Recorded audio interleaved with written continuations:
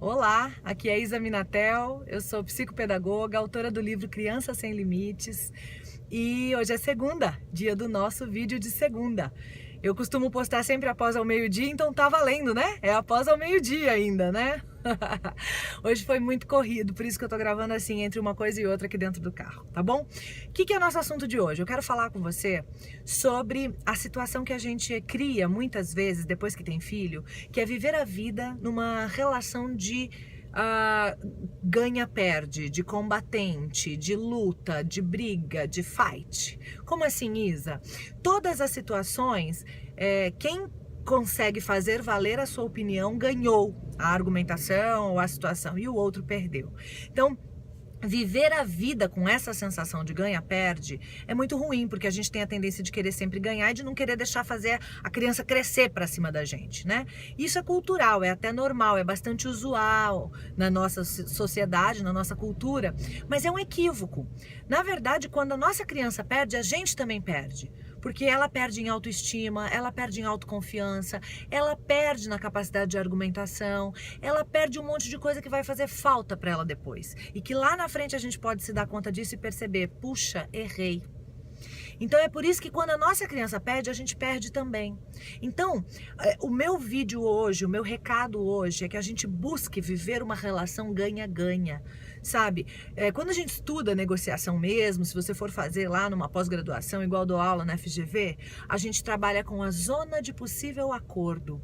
Ou seja, aquele espaço em que eu posso ceder alguma coisa, que a criança pode ceder alguma coisa, para que a gente chegue num acordo, para que a gente não contemple sempre 100% das vezes o querer da criança e nem sempre 100% das vezes o querer do adulto. E que quanto mais a gente conseguir chegar nessa zona de possível acordo e contemplar o querer de um e também o querer de outro, com o ceder de um lado de alguma coisa de um e algum ceder também do lado de outro, a gente está ensinando a criança a negociar, a persuadir, a ceder, a lutar pelo que é tão importante, né?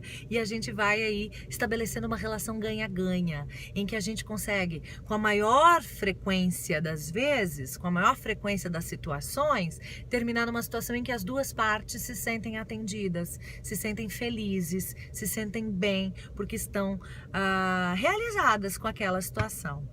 Então, quanto mais a gente puder chegar nesses momentos em que as duas partes se sentem bem, se sentem felizes, a relação ganha-ganha, melhor a gente vive, mais substâncias boas o nosso cérebro produz, porque quando a gente passa raiva ou tristeza, a gente enche o nosso cérebro de substâncias não tão interessantes assim, substâncias que estressam a nossa cabeça, né? Que a gente já falou isso no outro vídeo, que é o cortisol e a adrenalina. E quanto mais situações de acordo, de ganha-ganha, de alegria, mais a gente enche o nosso cérebro de dopamina, de ocitocina, de serotonina e de endorfina, que são neurotransmissores excelentes, que só nos fazem bem, nos fazem aprender melhor, nos fazem ter uma memória melhor, sem falar no acréscimo que a gente tem na gente, na nossa vida, na autoestima, na autoconfiança, no estabelecimento de quereres e metas, de lutar por eles, na persuasão, de realmente confiar na nossa capacidade de convencer o outro a fazer alguma coisa bacana. Quando sua criança usar um argumento muito bom, ceda, mostre para ela que argumentos mudam a opinião dos outros. Isso é maravilhoso.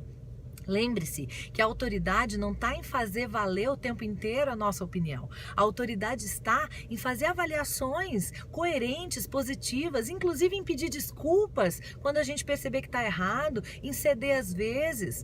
Agora, não é interessante a gente deixar que a criança domine todas as situações e comece a mandar nos pais. Percebam que nenhum extremo é positivo. Sempre a gente buscar ali o equilíbrio de ceder bastante, também às vezes ter firmeza em algumas situações que não é possível ceder, né? E a gente ir mantendo ali a firmeza com a ternura, que é o grande segredo que a minha mãe sempre disse para educar as crianças, firmeza e ternura.